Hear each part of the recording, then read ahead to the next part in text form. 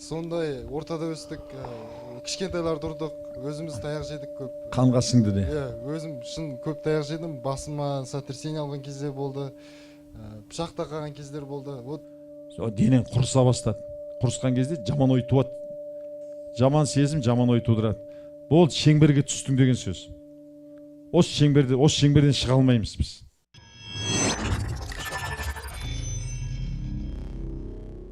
Біз қазіргі сәтте өмір сүре алмаймыз. Өткенге өкінген кезде, сол өткен тура миың ойлайды, дәл қазір сенің басыңда ол осы нәрсе болып жатыр деп. Өткенге өкіндік, самолеттен құлады, бірдеңке болды, біреу алдап кетті, біреу сені ренжітті, бір нәрсені жоғалтып алдың, банкрот болдың, ауырдың, ажырастың деген сияқты. Дәл қазір сенің басында, тәніңде сол болып жатыр деп ойлайды. Бүкіл күш қуатың сол нәрсемен күресуге кетіп жатыр. Болашақты уайымдадың, бүкіл күш қуатың сол болашақта деп болып жатыр. Қазіргі нәрсемен айналысуға сенде күш қуат өте аз. Сондықтан біз бойымыздағы бар мүмкіншіліктің бір 10-20%-ын пайдаланып жатырмыз. Басқа 70-80% қайда кетіп жатыр? Өткендегі жағдайлармен күресуге, болмаса болашақта әлі болмаған жағдаймен күресуге. Және біз көбінесе өткенмен өмір сүреміз. Өткен өміріміз алдымыздан қайталанып шыға береді. Өткені адам күнде 60-70 мың түрлі ой ойлайды адам орта есеппен. Ұйықтаған кезде сол ойымыз миымызда қалды. Оянған кезде біз есімізді еске аламыз. Сол ойлар қайтадан кешегі істеген, осығанға дейінгі істеген істеріміздің бәрі миымызда тұр. Сол бізді қайтадан осы неменеге алып келді. Ертең қайта сол ой туады. Соң сол ой, жама ой бізде немен тудырады? Сезім тудырады. Ой, сезім тудырады. Сезім деген қорқыныш сезімі, қызғаныш сезімі, ыза болу сезімі деген сияқты сезім. Не қуаныш сезімі деген сияқты. Сезім, ашуланып отырған адам, ашуланып отырсың, ойладың. Білен, кеше анау біреу мені ренжіткен ая. Ана неменемді алып, ақшамды алып бермей кетті. Болмаса осылай лақтырып кетті. Елдің көзінше мені мазақтады. Есіңе түсіп қалған кезде жының ұстайды. Тура енді. Мен оған кешірмеймін. Денең құрыса бастады. Құрысқан кезде жаман ой туады. Жаман сезімде отырған адамға жаман ой туады. Келісесіңдер ғой? Жаман сезім, жаман ой, жаман сезім тудырды. Жаман сезім, жаман ой тудырады. Келісесіздер ғой? Жаман ой, жаман сезім тудырады. Жаман сезім, жаман ой тудырады. Бұл шеңберге түстің деген сөз. Осы шеңберден шыға алмаймыз біз. Осы шеңберден шыға алмаймыз. Біз 95% істердің бәрін автомат түрде жасаймыз. Тамақ пыстырамыз ба, машина айдаймыз ба, тіс тазалаймыз ба, күндіз істеген 95% нәрселердің 100%-ын 95%-ын автомат түрде жасаймыз. Осы жерге келген кезде қазір жаңа білім істеп, жаңа істер істеп жатсыңдар. Сол кезде мына адамның сознательный ми дейді, мына неокортекс, мына префронтальный кора, осы қазір жұмыс істеп жатыр. А так бізде мозжечок деген бар. Мозжечок деген ол мишық. Мишыққа осығанға дейін үйренген нәрсеміздің бәрі мына жесткий дискіге, мишыққа жазылып қалған. Біз оны автомат түрде жасаймыз. Не нәрсені жазсақ, автомат түрде жасаймыз. Жазуды алғаш әріп жазған кезде қиналып жазамыз да, а деген кезде мен қазір неберімді жаздырам, бүйтіп жазады аны. Солай ғой, өйткені қазір а деп жазған кезде бүйтіп қиналмаймыз, бүйтіп жаза саламыз а деп. Мен мынаны ойланып жазып жатқан жоқ, мен автомат түрде жазып жатырмын.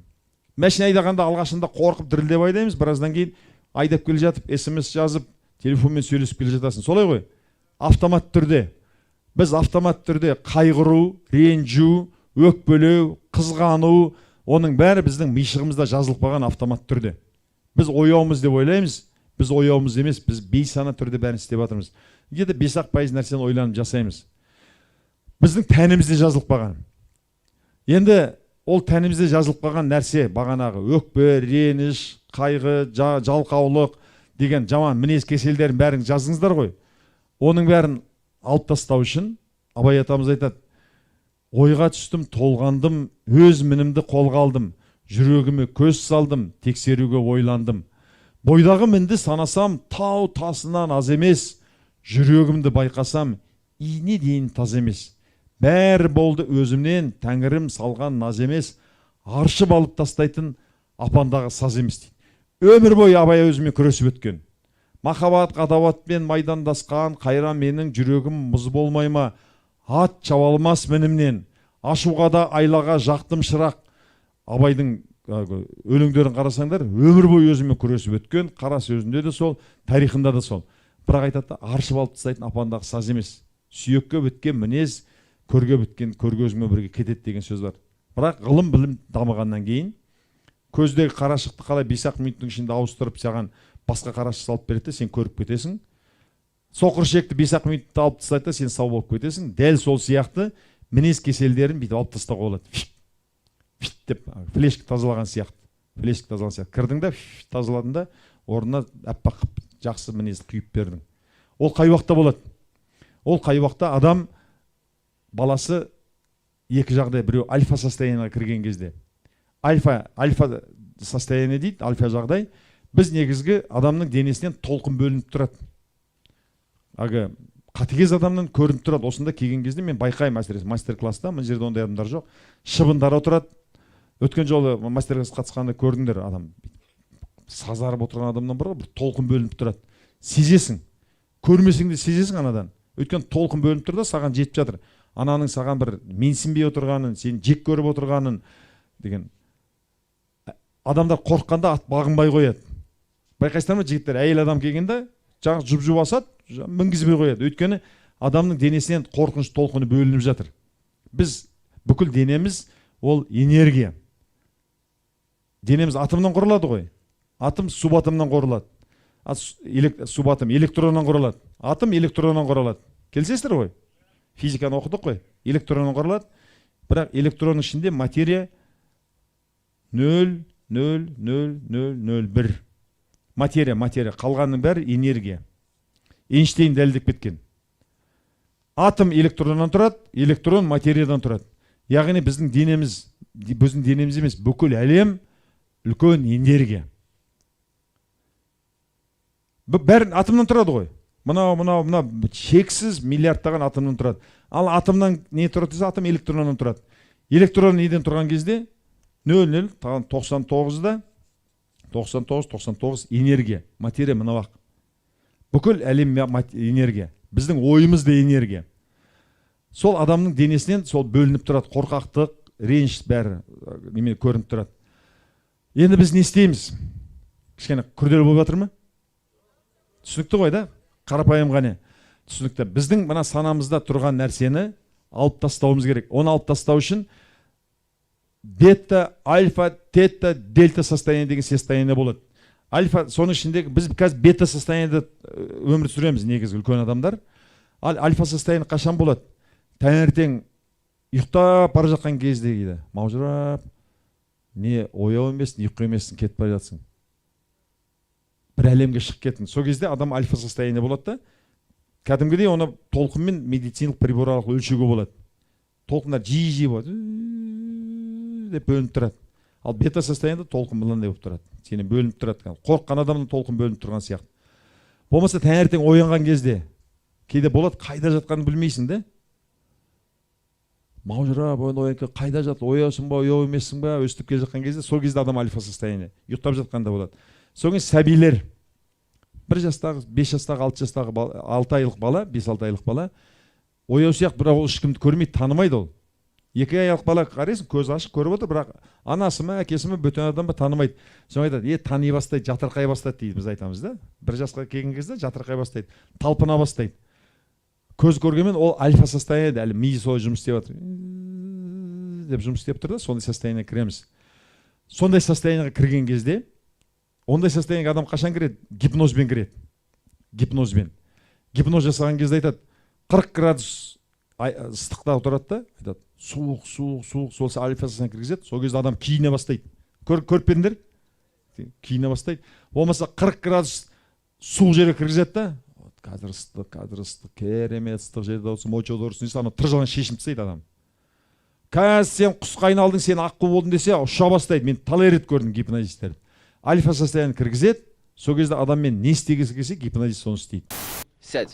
No, not you. Нет, You не ты. sit. Ты сядь. You stand. Ты встань. No, sit. Нет, сядь. No, you stand. Нет, ты встань. Медитация кезінде тура сондай жағдайға кіреміз. Қазір біз жасап жатырмыз, біздің жартымыз кіріп, жартымыз кіре алмай жатырмыз. Сол кезде кірген кезде адам бүкіл бойындағы ол ешкім болмай кіреді. Альфа состояниеге келгенде сен ешкімсің.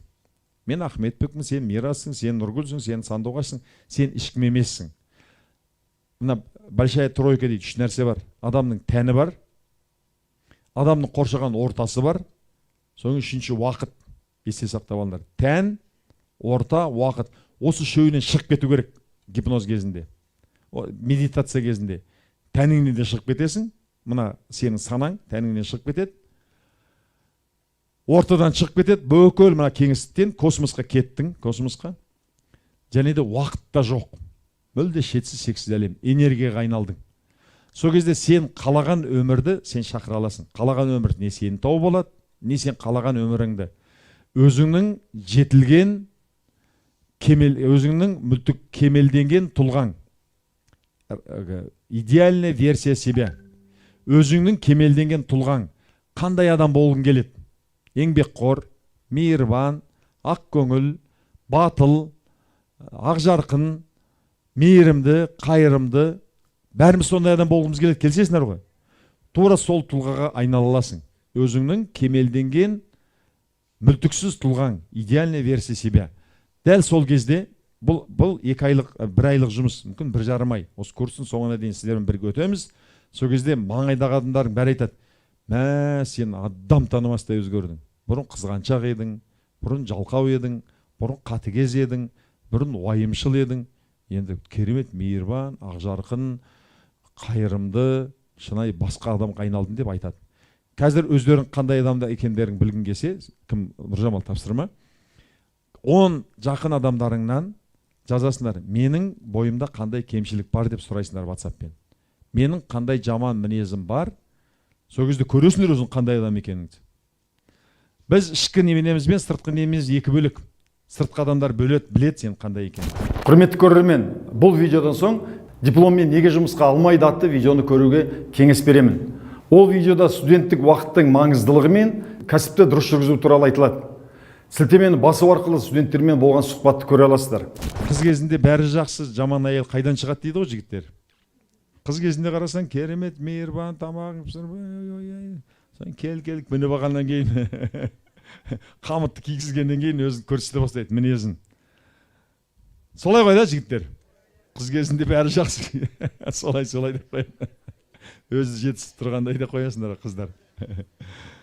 20 адамнан, кемінде 10 адамнан сұраймыз менің кім екенімді. Соңын өзіңді сынай айнадан көргенде көресің, оңын жылайсың. Не жол мен осындаймын деп. Менің қандай жаман мінез қасиеттерім бар, соны маған жазып беріңізші. Мен түзелу жолына түсейін деп едім деп 10 кісіден сұрайсың. Соңын айтасың: "Енді осының бәрін жойып, мен кемелденген адамға айналғым келеді. Кемелденген адамға айналғым келеді." Сол кезде жаңағы альфа состояниеге кіреміз. Тәнімізден, сол медитация кезінде қоршаған ортадан, уақыттан шығамыз. Соңын ешкім болмаймыз біз. Ахмет емес, мен ешкім емеспін. Сол кезде квантовый әлемге кірген кезде біздің мишығымызға подсознанияға кіріп, неменен жасауға болады. Адам бір адамнан екінші адамға айналу үшін әрекет, мынау сенің болмысың, ойың, болмысқа айналу үшін сен болмысың. Сен ойың, сен айтасың: "Мен еңбекқор адам болғым келеді", сен жалқаусың. Әрекет істеуің керексің. Келсесіздер ғой. 100 рет таңертең тұрып істеген кезде сен мынандай уже еңбекқор адамға айналасың. Сен ашуланшақ адам болсаң, сабырлы адам болу үшін ойда айтасың: "Мен болды, қашан ашуланам, үй ішіме береке бермеймін, маңайымдағы адамдармен а десе б деп ашулана жөнелем, бәрін қанын ішіп болдым, қой енді мен сабырлы адам болайын деп үшін сен 100 рет ашуыңды тиіп, әбден сондай адам болғанша сен көп іс әрекет істеу керексің." Ал медитацияның құдіреті әрекет істеп керек жоқ. Бірден ойдан болмысқа айнала аласыңдар. Ойдан сабырлы адам ойладың, медитация кезінде мынаның бәрін алып тастадың да, сабырлы адам болып шыға келдің, еңбекқор адам болып шыға келдің, батыл адам болып шыға келдің, мейірбан адам болып шыға келдің. Мейірбан адам болып шыға келдің. Адамның ойы деген керемет. Осымен айналысып жатқан біздің Берік шықшы бір-екі ауыз. Сол Марат бар ма, Марат?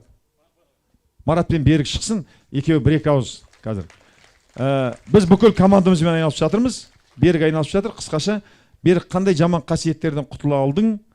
Қандай жаман қасиет құтыла алдың? Сен кейін Марат өткен жолғы ана стоматология барғандағы жағдайыңды түсіндіріп айт. Ойдың қандай құдіреті бар екен?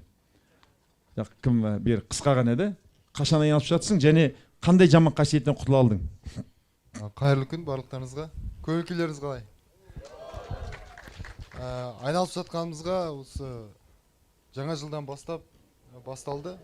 Жаңағы февральға жақын уақыттан басталды. 4 адам бастадық, айналысып медитация жасай бастадық. Алдымен теориясын, одан кейін практикасын істей бастадық. Мен жойған қасиеттерім алдында айттым, не болдым? Агрессивный болдым. Өте көре алмаушылық деген қасиет болды менде қатты. Ашуланшақтық. Ашуланшақтық болды. Ең бірінші жойған қасиетім менде агрессия болатын. Кім не айтса да мен басыма шығып отыратын. Қандай жаман нәрсе айтса қан басқа шығып, ызаланып, жұдырығым тиіп, қазір шығарып мынаны ұрсам ба екен деп сөйтіп тұратын. Өмір бойы айтады, өзі бұзықтардың арасында айтшы. Балалар да біледі. Енді орта жасайды ғой адам, қандай болса да. Үйімнен жақсы тәрбие көрдім, ешқандай азап көрмедім, бірақ криминальный ортада өскеннен кейін, балалармен көп төбелескеннен кейін, жаңағы семейде де көп бөлінеді балалар көбінесе. Край бөлінеді, қырқысады бір-бірін. Сондай ортада өстік, кішкентайларды ұрдық, өзіміз таяқ жедік көп. Қанға сіңді де. Өзім шын көп таяқ жедім, басыма сотрясение алған кезде болды, пышақта қалған кездер болды. Содан кейін адамда агрессия пайда болады екен. Оның үстіне мен айтуды ұмытып кеттім. Мен 10 жылдай рок-музыка тыңдағам. Өте ауыр рок-музыка тыңдағам. Ол бойыма сіңген әбден.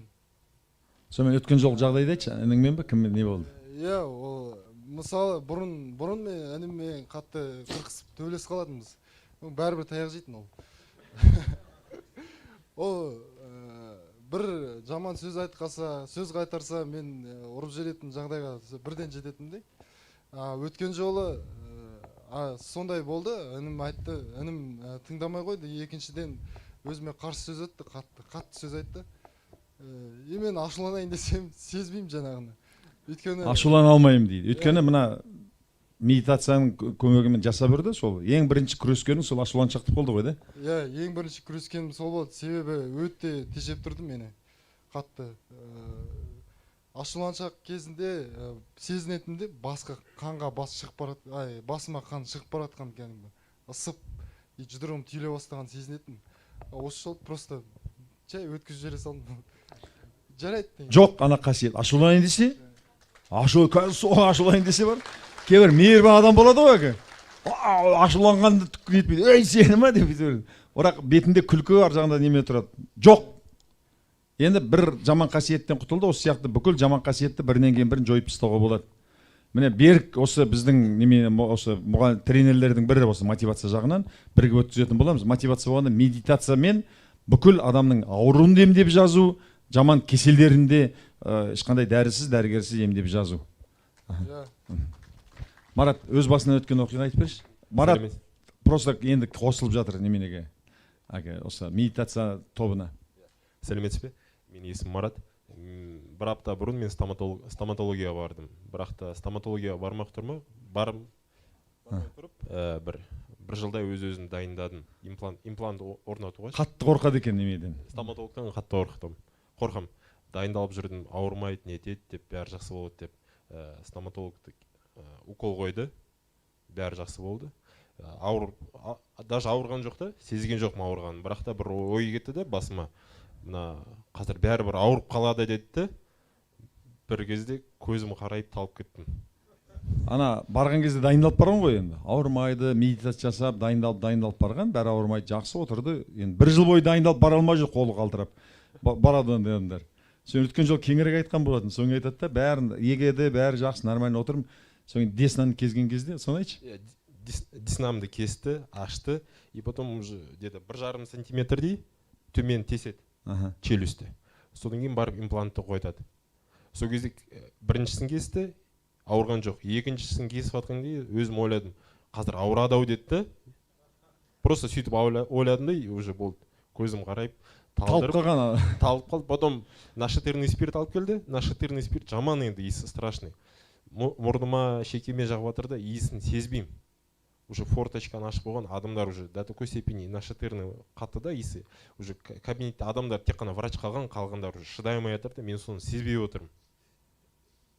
Өзім негізі күнделікті 5 күн жүгірем, 3 күн плаванияға барам, мен құдай шүкір денсаулығым бар, өз-өзіме сенемін да, бірақ та просто бір ойдан Миллисекунд бір ой адамды талдырып жегенге, талдырғанда дәрігерлер шошып келіп, өліп қала ма деп, комаға түсіп қала жаздаған.